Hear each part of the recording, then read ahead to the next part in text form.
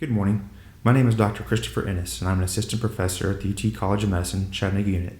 Thank you for joining me today at the Erlinger Symposium for Women and Children's Health. Today we'll be discussing hypertension in pregnancy. I have no conflicts of interest to disclaim, and I have no financial obligations.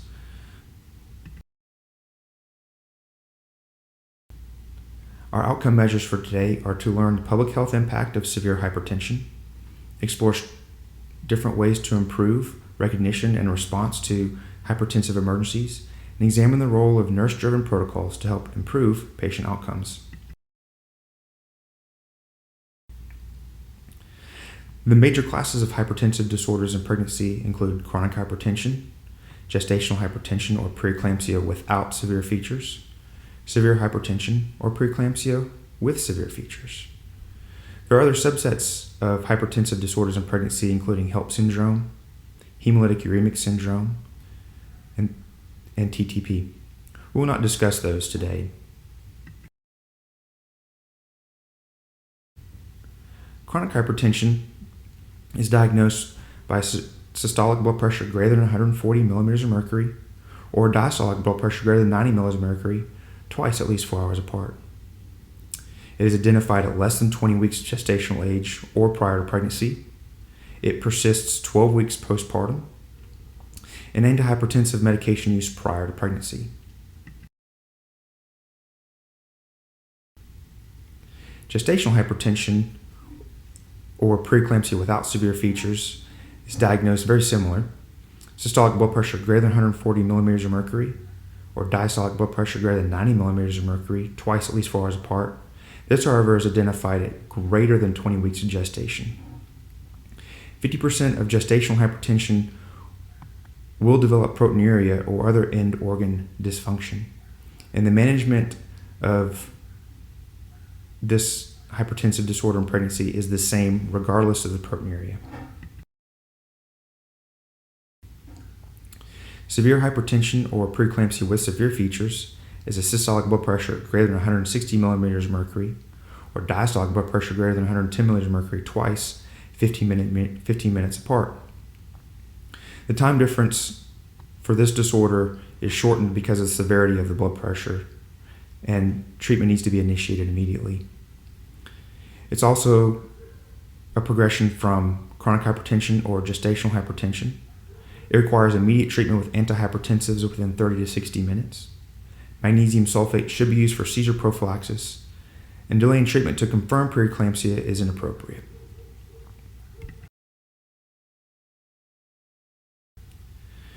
Risk of hypertensive disorders in pregnancy for the maternal side include vascular, which is caused by an intense vasospasm by the dysfunction of vasoactive agents, including thromboxane A2 or nitrous oxide.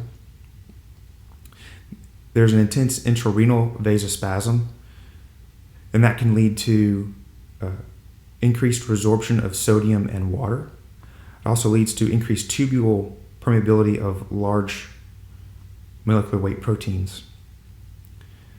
Hematologic risk factors include thrombocytopenia and hemolysis. Thrombocytopenia is caused by the inappropriate activation of platelets, agglutination, and then destruction of platelets. There's also hepatic risk factors, which are manifested by increasing in liver enzymes. This is caused by periportal and parenchymal necrosis, hepatic edema, which causes pressure on the Glisson's capsule, which it manifests itself in patients as that right upper quadrant pain. Hypertensive disorders are also the leading cause of stroke and heart attack in pregnancy, and the leading cause of indicated cesarean delivery. And there are many long-term risks that are associated with hypertensive disorders in pregnancy.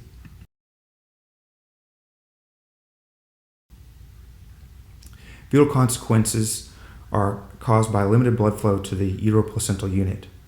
These manifest themselves as fetal growth restriction, oligohydramnios, placental abruption, non-reassuring fetal testing, and preterm delivery. Preterm delivery in itself increases the risk of neonatal ICU admission, respiratory complications, and neonatal death.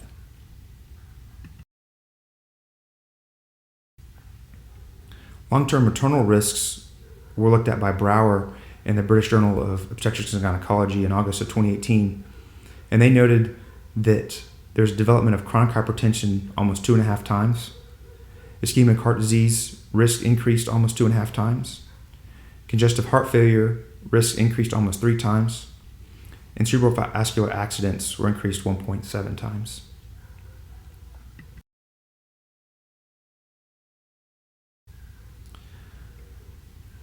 In the United States, 10% of all pregnancies are associated with hypertensive disorders. They are contributing to leading cause of maternal and perinatal mortality. In Tennessee, the second leading cause of pregnancy-related death is preeclampsia and eclampsia. And in the obese population, preeclampsia and eclampsia is the leading cause of death in Tennessee.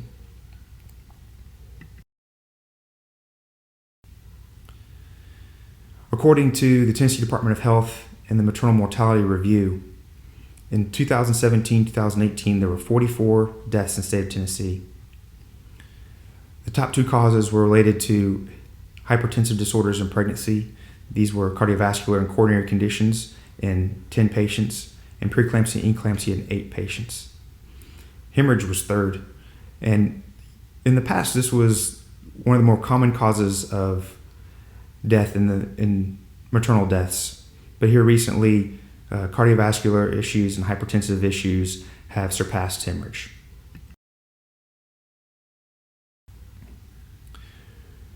The racial disparity in hypertension is also great in Tennessee. According to the same Department of Health maternal mortality review, Black women are 1.4 times more likely to die within 1 year of pregnancy.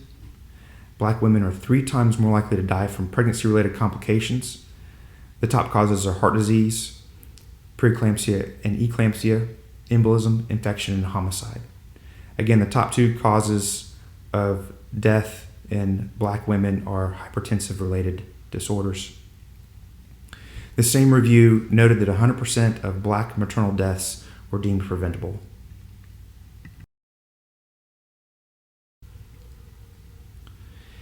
The Tennessee Initiative for Perinatal Quality Care, also known as TIPQC, has started a process this year to help investigate and improve hypertensive morbidity in the state of Tennessee. It's a perinatal quality collaborative working to optimize maternal and infant health and outcomes through data-driven provider and community-based performance improvement. The goals of the TIPQC are to establish a statewide repository for perinatal data for quality improvement, foster statewide quality improvement initiatives to lower infant and maternal mortality and morbidity, and improve outcomes. Also to promote system-wide changes by provider organizations to increase use of evidence-based clinical practices for newborns, infants, perinatal and postnatal patients, and families. The aims of the TIPQC are both global and targeted. The global aim is to reduce the rate of severe morbidities in pregnant and postpartum women with severe hypertension by 20% by December of 2021.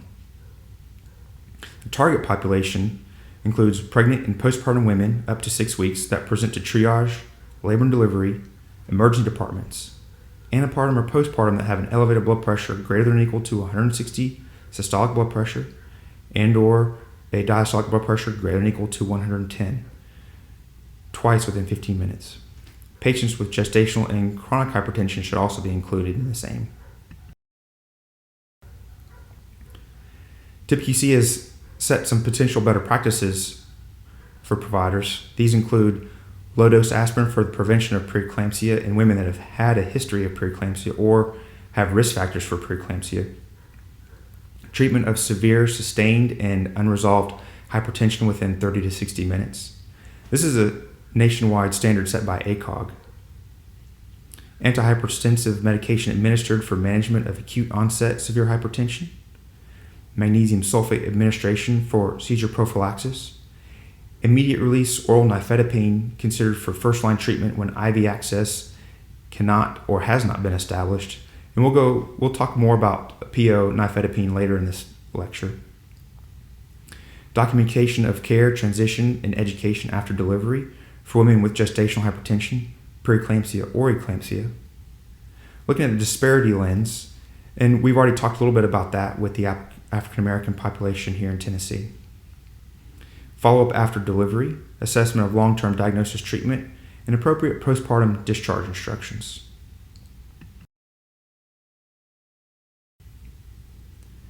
Severe maternal hypertension statewide goals. And these are process measures that are set by the TIPQC group. The goals are for the obstetrical maternal safety drills, for performing greater than one severe hypertension or preeclampsia OB safety drill on your unit per quarter. Provider education, which means so greater than or equal to 90% of delivering physicians or nurse midwives have completed within the last 2 years an education program on severe maternal hypertension or preeclampsia that includes unit standard protocols and measures.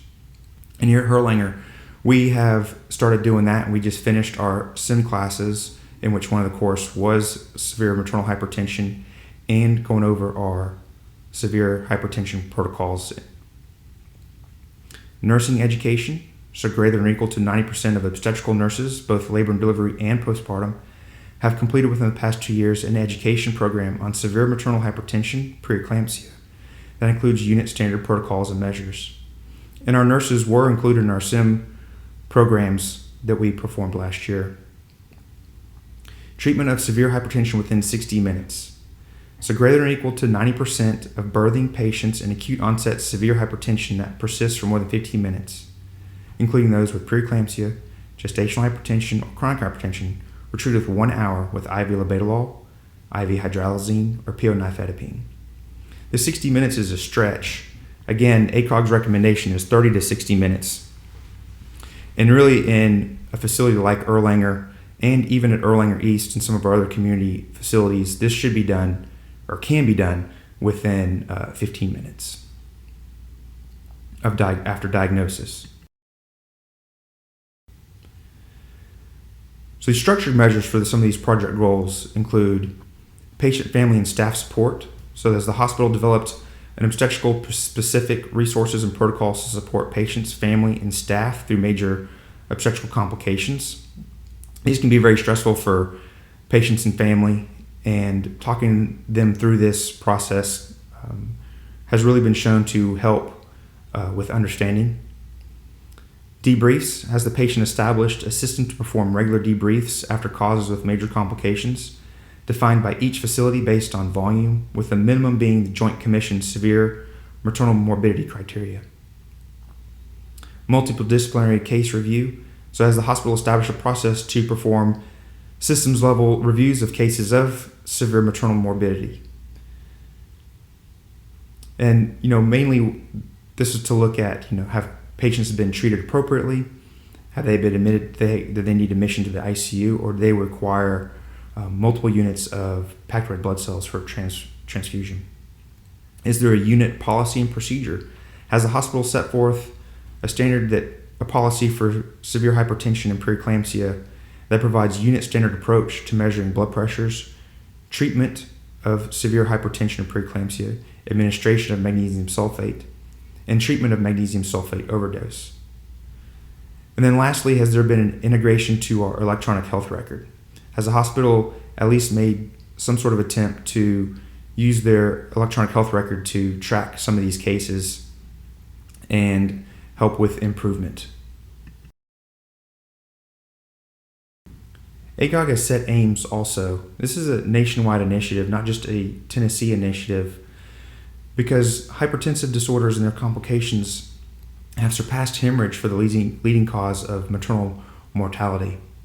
ACOG's aims state that every unit can identify, diagnose, monitor, and treat hypertensive disorders.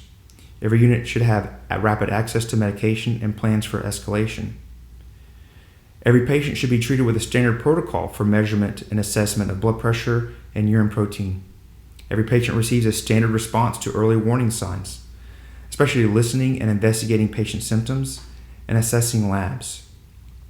Some of the disparities that have been noted in maternal complications have been from providers not listening to patient symptoms and recognizing that these could be early warning signs. Every patient should be given facility-wide standard patient education. Every case of severe hypertension and preeclampsia receives system-wide standard protocols with checklists and escalation policies for management and treatment. And every unit also establishes a culture for huddles for high-risk patients and debriefs to help identify improvements. There's a multidisciplinary review of all severe hypertensive patients admitted to the ICU, and every unit should be able to monitor outcomes and process metrics.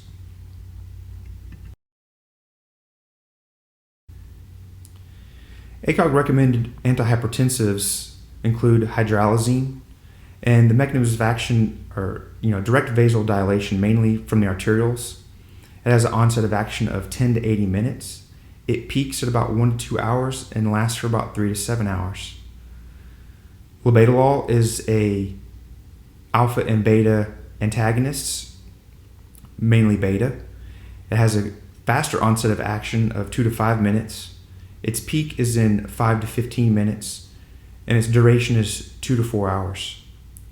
Oral nifedipine, we all know is a calcium channel blocker, has a quick onset of action of 5 to 15 minutes. Its peak action is 20 to 30 minutes, and duration is 2 to 5 hours. I think we're all very familiar with IV labetalol and IV hydralazine. I think, in our institution, labetalol is probably the most common used medication.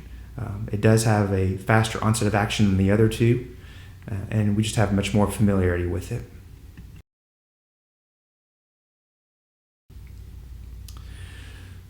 So looking at the onset of action with nifedipine and labetalol, I noticed they are very similar. A study by Vermillion in the American Journal of Obstetrics and Gynecology was a randomized controlled trial of 50 peripartum patients. And they were randomized into a labetalol group and an oral nifedipine group for their blood pressures greater than 170 systolic and 105 diastolic. They were given escalated doses every 20 minutes until their blood pressure was less than 160 over 100. And they were started on crossover therapy if their goal blood pressure was not met within 5 doses. So the labetalol group was changed to nifedipine, and nifedipine was changed to labetalol if they were not controlled. Their primary outcome in this study was time to blood pressure goal, and their secondary outcome was, did the agent fail, did they have urinary output, and any adverse events. So the results of the study were very promising. There was no crossover between either group. The blood pressure goal was shorter with the nifedipine group, approximately 25 minutes, versus the labetalol group, which is approximately 43 minutes. And notice that was statistically significant given that very small p-value. The other significant difference was the urine output was greater than the nifedipine group. Everything else was statistically insignificant.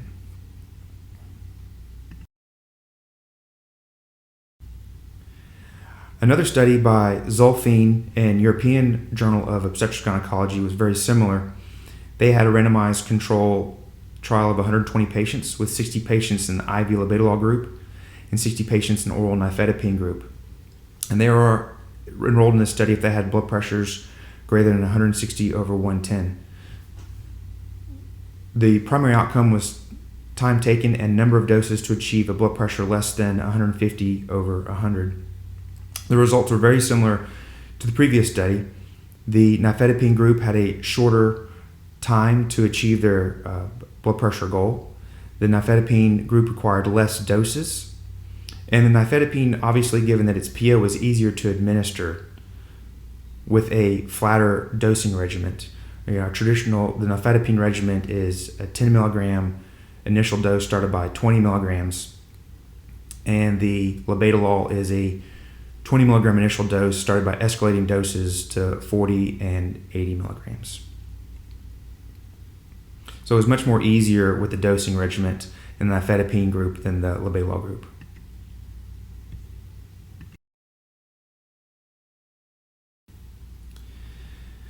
So the severe hypertension pathway there's been a lot of talk about this being a nurse-initiated protocol.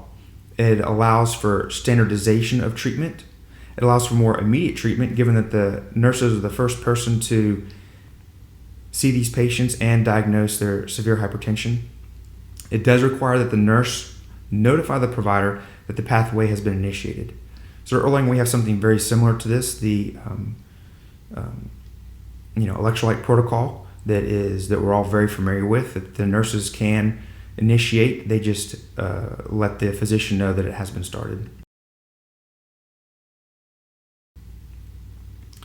So a nurse-driven protocol was started at Loma Linda by Martin, and it was published in the Journal of Obstetrics and Gynecology. And it was a pathway built around ACOG's recommendations. And their primary outcome was compliance with treatment in 30 minutes. So before they built this pathway, they had about a 49% compliance rate. After the pathway, that increased to 64%. And if you notice, the average time to administration before their pathway was 40 minutes, and after the pathway was 22 minutes. And that was obviously very statistically significant. And these patients were started sooner rather than later on their hypertensive treatments. So our sister hospital in Knoxville has a very similar pathway that they started in 2020.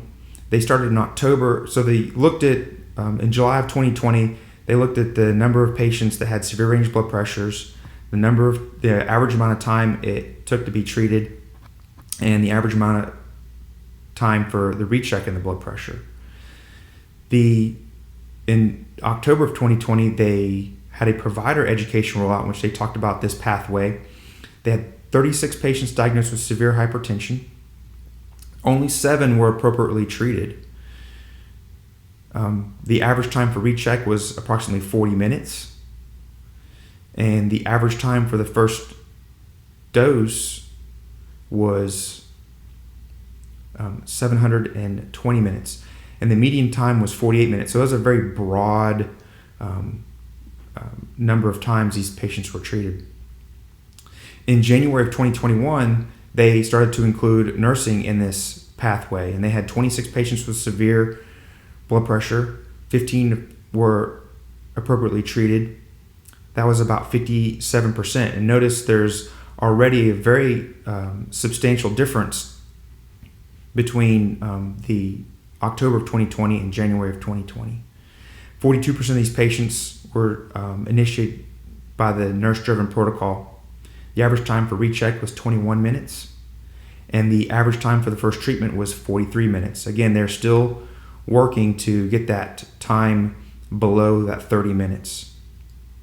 And then in February of 2021, sorry, that should be not 2010, but 2021, it was mandatory education for all the nurses on the units. There were 11 out of 17 patients were treated appropriately for about 65%. 71% were started on the nurse-driven protocol. The average time for recheck dropped to 15 minutes, and the average time for the first treatment was 19 minutes. Sorry, my picture is obscuring the time the pathway was initiated, but all these had improvements in time for diagnosis and time for treatment. And again, in the nurse-driven protocol, the physicians were notified immediately when medication was started.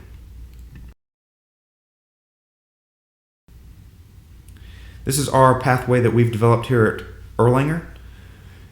So if the patient comes into labor and delivery triage or the OB emergency department, or even if these are postpartum, if they have a blood pressure of greater than 160 systolic or 110 diastolic, they are immediately rechecked in 15 minutes. If they continue to have these elevated blood pressures, they are started down a treatment pathway. The physician is notified, preeclamptic labs are drawn, and the nurses can choose to start with procardia, labetalol, or hydralazine, and they are all listed in the protocol. So the doses are there, and the nurses can just refer to this for their doses. If the patient does not have persistent severe blood pressures, they're cycled every 15 minutes. And if they continue to be normal, they just go back to every 4 hours or routine vital checks. If they continue to have persistent severe range blood pressures after check, then they are started down the nurse-driven protocol. And this protocol is posted on both labor and delivery units. And so if the nurses need to refer to it, or if the physicians want to refer to it, it's available for everyone to see. Just a little bit about seizure prophylaxis. Magnesium sulfate is still considered the drug of choice, and it should be given in any case of gestational hypertension and preeclampsia with severe features. So gestational hypertension can become severe hypertension without proteinuria, and it should be treated exactly the same as preeclampsia with severe features. Remember, these severe features are the elevated blood pressures that are uncontrolled. They can be a new onset headache that is not relieved with medication. Remember, this headache can be caused by the increased cerebral perfusion pressures. It can be caused by hypertensive encephalopathy or cerebral edema. Severe features also include new onset or upper quadrant or epigastric pain, thrombocytopenia. And these are listed in the ACOG practice bulletins. So the dosing of magnesium should be a 4 to 6 gram loading dose, and then 1 to 2 gram an hour IV. Just remember that a 4 gram loading dose may not reach therapeutic range in women with a BMI of greater than 35, so you may want to consider a 6 gram loading dose in these women. Also note that in many studies, the 1 gram maintenance dose was not able to keep the magnesium level in a therapeutic range. IV access is not available, then a 5 gram intramuscular injection in each buttock, and then a 5 gram maintenance dose every 4 hours until the IV is established. Just remember the therapeutic range of magnesium sulfate is 4 to 8 milliequivalents per liter, and greater than 9 milligrams per deciliter is when you start losing your deep tendon reflexes. And so if that persists, then you may want to consider a magnesium level so the patient does not become magnesium toxic and go into respiratory or cardiac failure. Urine output should be strictly monitored with a Foley catheter is recommended. You may also do a bedside commode, but a Foley catheter is definitely much more accurate. And it should be continued for 24 hours after delivery, and this includes for vaginal deliveries or cesarean deliveries.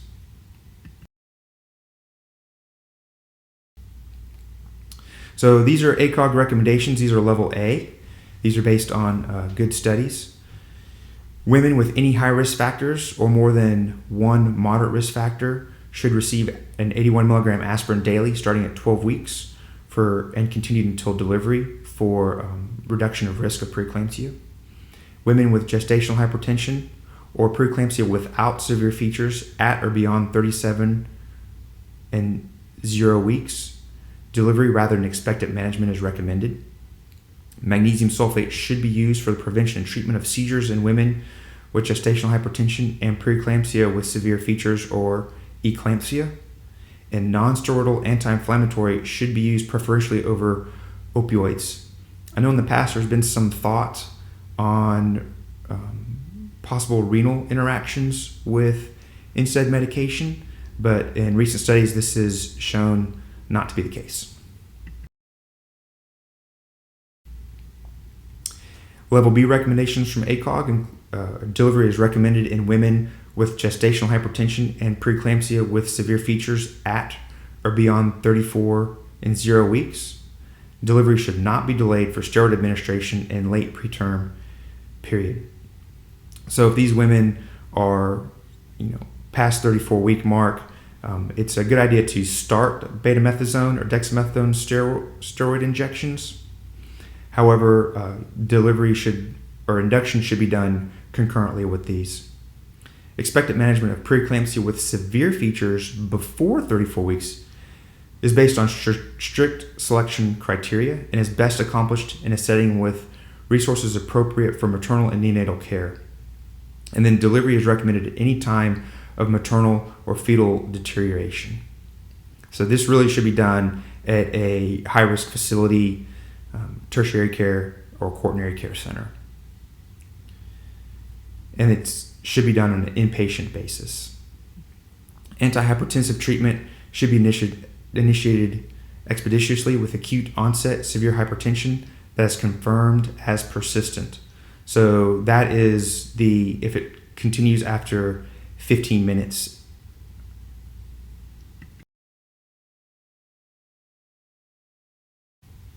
Level C recommendations is recommended that women with gestational hypertension without proteinuria be diagnosed with preeclampsia if they present with severe features: thrombocytopenia, abnormally elevated liver enzymes, which is noted to be twice the upper limit of normal concentration, renal insufficiency or a creatinine of 1.1 milligrams per deciliter, or a doubling in their baseline serum creatinine, persistent right upper quadrant or epigastric pain, pulmonary edema, new onset headache that is unresponsive to acetaminophen, or visual disturbances. Women with gestational hypertension with severe range blood pressures can be managed the same, or should be managed the same, as preeclampsia with severe features. Among women with gestational hypertension or preeclampsia without severe features, expectant management is recommended. Frequent maternal and fetal monitoring is recommended. Ultrasound for growth every 3 to 4 weeks, amniotic fluid assessment weekly, and antenatal testing 1 to 2 times a week. An epidural or spinal anesthesia is acceptable. ACOG states it is safe with a platelet level of greater than 80, but you should discuss this with your local anesthesiologist.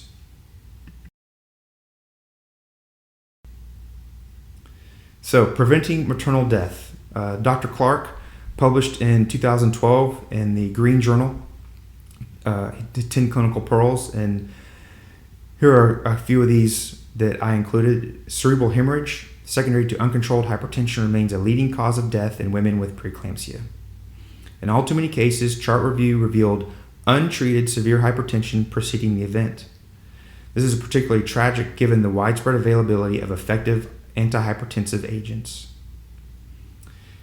No hospitalized patient with a blood pressure greater than 160 systolic or 110 diastolic will be harmed by a single dose of medication, yet many women will benefit. And they recommended making this an automatic response. I know sometimes we may be hesitant to treat women that have high blood pressure because we're afraid that it may impact their labor and delivery experience. But this is much more important for their long-term health than the immediate actions. So in conclusion, hypertensive disorders and complications are becoming much more frequent in the United States and in Tennessee. Prompt recognition and treatment is warranted, especially in our facilities at Erlanger and Erlanger East. Both are equipped with all 3 medications. Both are equipped with magnesium sulfate, and both are able to start treatment expeditiously. If with severe preeclampsia with other complications, these patients should be transferred from Erlanger East to Erlanger downtown. And standardizing treatment and including a nurse-driven protocol has been shown to improve outcomes. In California, this has been going on for many years, and they have dramatically decreased their maternal mortality and morbidity associated with hypertension.